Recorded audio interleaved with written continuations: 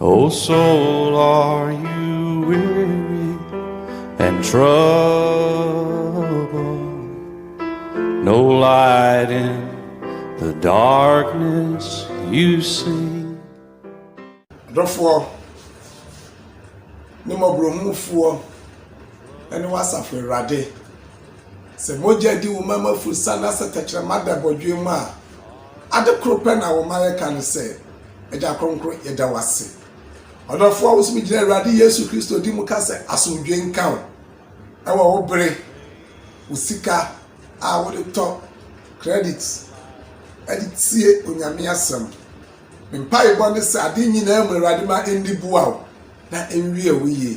Na de chenso ne se ni humba bi a wo ebi a wo be humi e wo screen so ke. But one day and the pipe was a dakro ibe shiemu e wo osoro aimani mu. Odofo ye mompa eja kronkro ma e da wase. Yesre pa wo chow. So ni panya wiase ne o man nyina ra na se hwehwere ye kra fasore ma. Ani ti wo ma yesre ma ye hu ye na kane na wo ma ye nyanyansa koma ne de asom wo. Awurade ma ye hu na di ye nimu na wo ma ya da ye ho so. So when you must say we will be aqua, you want to do the actual quadifo answer. And it's a ready home, mamma bob, a CSA, and my crow will see the amount of mano. Chinquapa, ye radius Christo dimunity. Amen.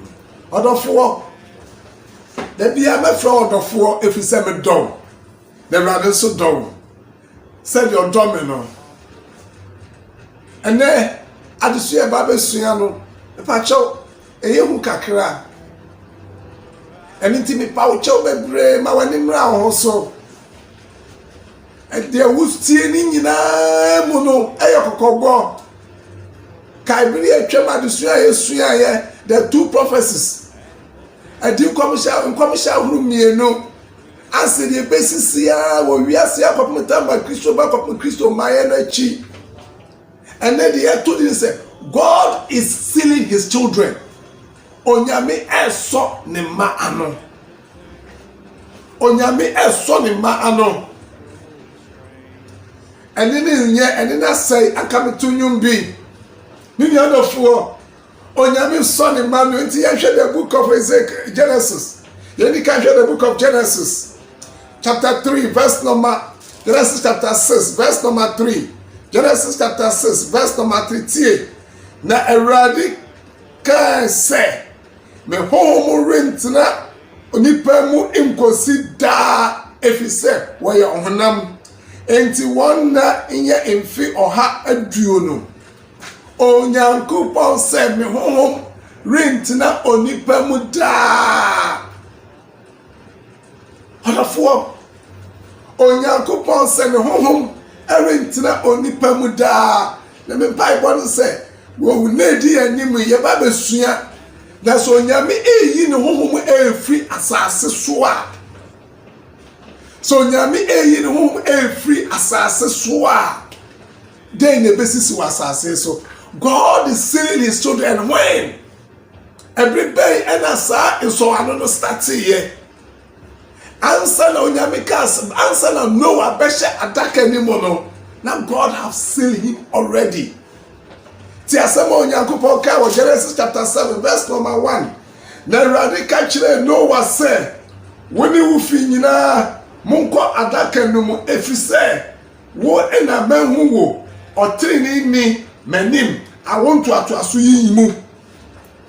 Onyankopon hu Noah say oyo trini ni na Noah trini no enye nsunsuanso ewa ne yire ne ma ene ne nsenom so. Wonderful. God is sealing his children. No. Me bisawo, me Awurade so bisa me no say, be say sia baby I would day, baby I would tea. So onyame hu wo say. Enye nipa, baby I would tea, baby I me tea, onyame hu me say. Onyame be hu me say no hu no one no. Now you read the book of Ezekiel chapter 9, verse number 40. Onyankopon usuma ne bofo obi se onchi Jerusalem mem ni enti momenti ni Bible kan ye na Awurade ka kire no se Say fa kuro no mu Jerusalem na hye mmarima a wosisi epini edi akidi a woye no mu no so nkomo no nyina ebomaso agiraye se die wiase ne rekono nyamema bi edi areho nyamema bi esu nyamema bi kuma solo titi egu omu yemu efise omu hwe enipa ma onyame abowon odofo enra obi send me message bi me ka se video bi area oba awo abofra no wantwa ne fuma ena sabio toilet dustbin I the tissues gumo no na odi abofra no kotumu ena odi tiro a obi ade apepa no sabio odi apepa no to no na odi sha abofra na no no so tiros ni tissues na amanfo de apepa sabio apepa wo mo no na mo de gu abofra no so obi toilet no not say abofra bi su e wo dustbin ni mu ena o mo hwie ye akwanya wo man ka meyi video ni di akirao ba wan ni me de beto so amada kro wa hwe me di adofo ebi nso e wanya bi ahwe onya nipa ma edi arewo o se onya kupon suma na bofo ni se mo nse fa Jerusalem se sia de Jerusalem biom efise Kristo nkwaje apo na bue ama wiase nyina enti abofo no ekọ wiase nyina ra ayemfo na o hye wo magiraye won a wo si epini edi yawo ewo boni emumoye a ekoso ewo nyame fie eni ewiase erade hu ni mamobo enehwe sorry adoso instead of they have to preach salvation they are preaching prosperity and thousands and millions were following them many adofo me to tell you na me hu bia na me ra ho and then nipa pensenche ne che no kre erade se mon hye mo nko amomaso agira e ma me enu ntimi ni adofo tie asema onyankopa bofo nyame suma ne bofo our Revelation chapter 7 verses number 2 and 3 tie ni Bible ne kan edisem etim so nchemu mienu ene miensa no na me hu obofo foforo a okura onyankopa ote ase no enso anu se ofi awie apue reba na odi enika si tie mu kire abofo banai a wa ma wo kwan se won how asase no ni epo eni no se mo how asase ana epo ana nnua inkosi se wodi agiraye besisi ye nyankopon koa emumaso enkosi se yedi agiraye ebesi onyankopon koa emumaso God is stealing his children onyame so ne nkoa no onyame so ne manuo na onyame ma so anu odofo bisa ho na nso mi misa me ho onyame so ne manuo na enne obofo ni bedu nchen a so obehu se wo se na wo fatana enne obofo ni bedu me nchen a obehu me sen mi obi a me ya de trene mi obi a me pem obrohu mi obi a me wa ho brase Jesus Christ is coming again.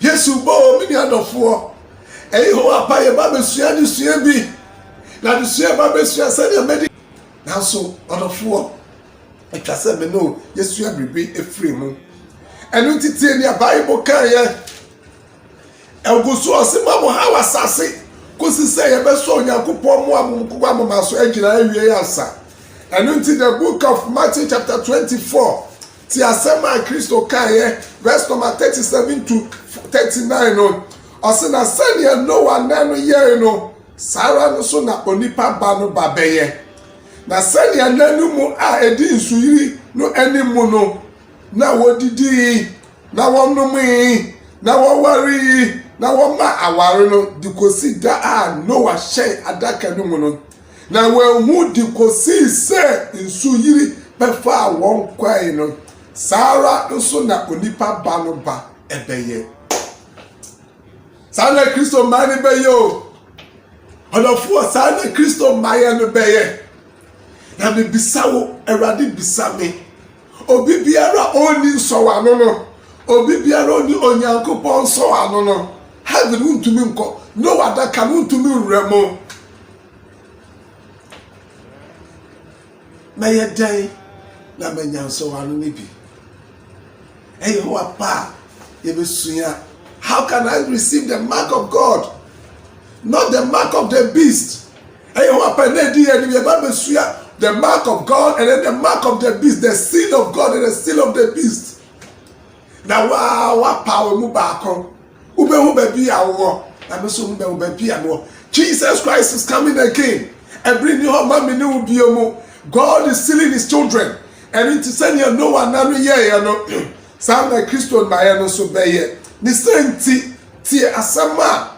Okay, Ezekiel chapter 9 verse number 11 obofo no see any report osina hwe obarima ohye nwira atwro toa ebo na sen no de ensam no san by say mayania wo share me no I'm done when bebe and obofo yi be konyankopon animo no wa kacha no say mawie na obofo yi su kase wa wi a odofo den ne besisi wasase so tie obofo no kase wa wi a eso wi na Yesu bo ene ma bi besisi eyehowa pa efi adichi ko ye besua the bad time ahead of us emeboni a edi animo emeboni e da ho atwa me ne wo.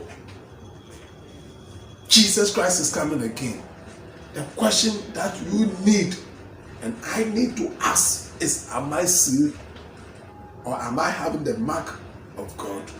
If not, then pray. John chapter 13 verse number 27b. Meka se bia na meka ekona wie ye no. John say and that Jesus say no say ni awore ye no ye ntem. Ni awore ye no sa wo adwen sakra bia sa wo bribi be hwe onyankopon ahini ni ne training kare a sa wo bribi a wo be ya de training a wo bribi a wo be pe adoye ya wo bribi a odofo me nua me ma me papa osofo asori pani asafo ba kramoni wo bribi a wo be sakra wa adwene a Jesus say ye ntem if you so bofo the speed e so ne ma no onyame mre no abe onyame ma eguso nche wo be wuru adaka ni mu enche osuru be bom enti ni awo ye no wadwen sakra no menkoye Agrippa waka say twen akakroma ma yo Christianity twen da foforo mafro na wuti asem yi fa Kristo say wo kra no wagyen kwa na mbo Awurade mpai say de okrofo no say asem ya no bo mpai ni say binyame say wo ko wa hini ma kai me mpai bo ni say Awurade kai no kai me on kai ye no man abofo ni say ye mama so agina ye nyankwaje Yesu Kristo din. Amen.